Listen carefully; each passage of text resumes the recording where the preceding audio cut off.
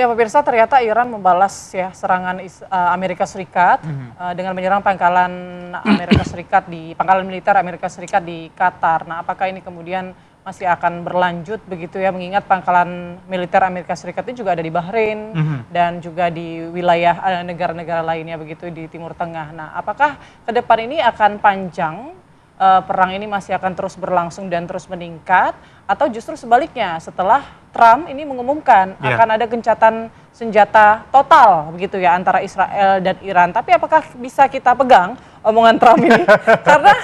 karena kita lihat aja dia menjadwalkan 2 minggu masih mau mempertimbangkan serangan, nyatanya ia melanggar sendiri omongannya begitu ya. Sebelum 2 minggu dia sudah menyerang Iran. Apakah gencatan senjata yang keluar dari mulut Trump ini bisa kita percaya juga? Kita akan bahas selengkapnya dengan narasumber yang hadir pada pagi hari ini. Di studio kita ada Mbak Dina Sulaiman, analis geopolitik dan hubungan internasional Universitas Padjadjaran. Selamat pagi Mbak Dina. Selamat pagi.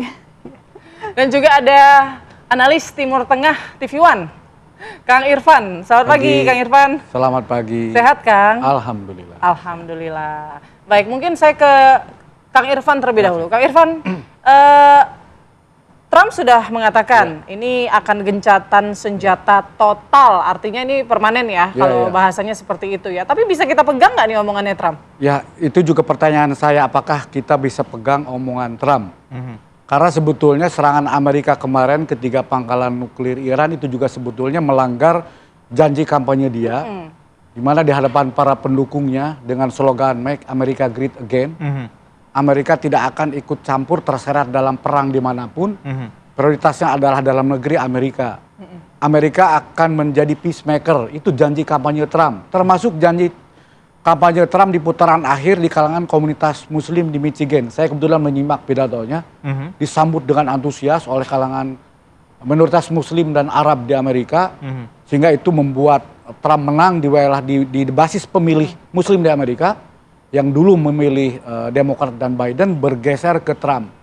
Tapi kemudian janji itu diingkari ketika Trump menyerang 3 fasilitas nuklir Iran itu. Yang ternyata juga alasan serangannya itu juga tidak cukup berdasar.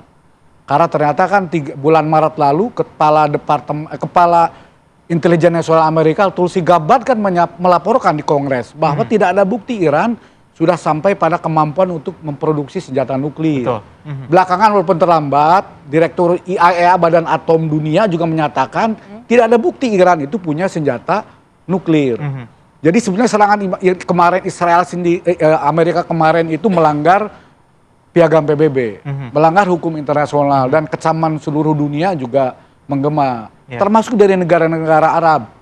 Sejak Israel pertama kali menyerang, kan negara-negara sekitar Iran bertetangga juga semua mengecam dan menyatakan berada di pihak Iran. Pertanyaan Anda, keraguan Anda juga membuat saya ragu. Tetapi kalau saya melihat dinamika yang berkembang saat ini, bisa jadi memang Trump tidak ada punya pilihan. Pertama, tekanan dari dalam negeri.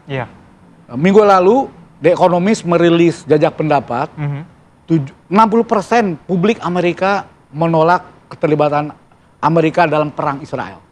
Dan ternyata beberapa hari kemudian langsung dilakukan serangan. Kemudian juga di antara Kongres sendiri sudah ada 28 anggota Kongres bipartisan loh. Ya, walaupun mayoritas Demokrat tapi juga sebagian dari Republik mengajukan rencana undang-undang yang mengharuskan Presiden mendapatkan persetujuan Kongres untuk mendeklarasikan perang dengan manapun. Bahkan di internal pendukung Trump sendiri di kalangan Partai Republik juga terbelah. Ada seorang loyalis Trump, senator dari Georgia, Marjorie Taylor Greene ya, perempuan dengan keras mengecam Trump, termasuk orang mantan penasihat Trump, orang dekat loyalis Trump, Steve Bannon, itu juga keras menekan. Ada lagi Ron Paul dan lain-lain. Di pihak lain, kelompok lobby-lobby AIPAC Zionis ini, yang dekat dengan kelompok sayap kanan pro perang dan termasuk evangelical Zionis, terus mendorong Trump untuk terlibat membantu Israel menyerang Iran. Duta besar Amerika di Israel, Mike Huckabee itu bahkan sampai mengirimkan pesan kepada Trump bahwa serangan Trump ke Iran itu adalah perjuangan yang suci, divine promises kata dia. Itu janji suci, sebuah perbuatan yang mulia. Trump tuh goyah dalam posisi tekanan itu. Tapi kelihatannya demonstrasi mulai berkembang di kota-kota di Amerika, membuat Trump juga mungkin kewarasannya tumbuh lagi mungkin. Oke, baik Kang Irfan. Mbak Dina, tadi Kang Irfan ngomong bahwa Trump nggak punya pilihan lain begitu. Apakah benar secara internasional ditekan, tapi internal juga dalam negerinya juga ditekan?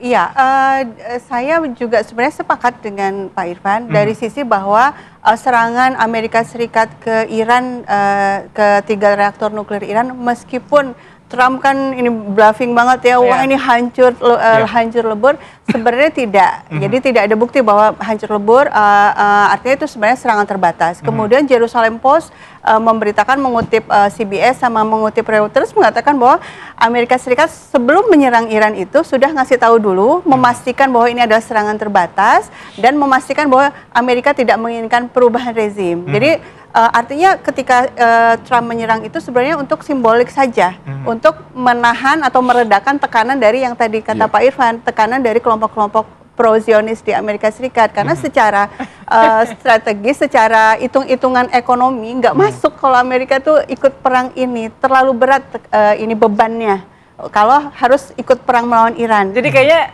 ceritanya kayak Amerika Serikat ini kompor-komporin gitu ya. Ayo dong, serang dong, berani nggak gitu kan. Jadi kayak simbolis aja gitu. Iya, simbolis. Nah, sekarang Iran pun juga, Iran kan sedang fokus ke Israel. Jadi kalau dia harus membuka front baru, perang besar-besar melawan Amerika itu nggak strategis sama sekali. Sehingga serangan Iran ke Al-Udeid itu juga sebenarnya serangan terbatas juga. Makanya Trump ketika nulis di akun media sosialnya, dia bilang, ya kalau pakai bahasa kita, udah ya impas ya, udah damai yuk gitu kan. Jadi ini karena Iran sudah menyerang pangkalan militer Amerika Serikat di Qatar, membuat Trump kemudian mengumumkan senjata-senjata, atau juga ada faktor lain, misal kayak Korea Utara sudah angkat bicara, Rusia sudah ketemu Menlu Iran, ada beberapa negara yang sudah mengutuk aksi dari Trump ini. Apakah itu juga yang membuat Trump akhirnya goyang nih dan harus ya sudah kita gencatan senjata total saja? Tapi nanti Mbak Dina, usai jeda berikut kita akan bahas lengkapnya apa yang membuat Trump kemudian alasan dibalik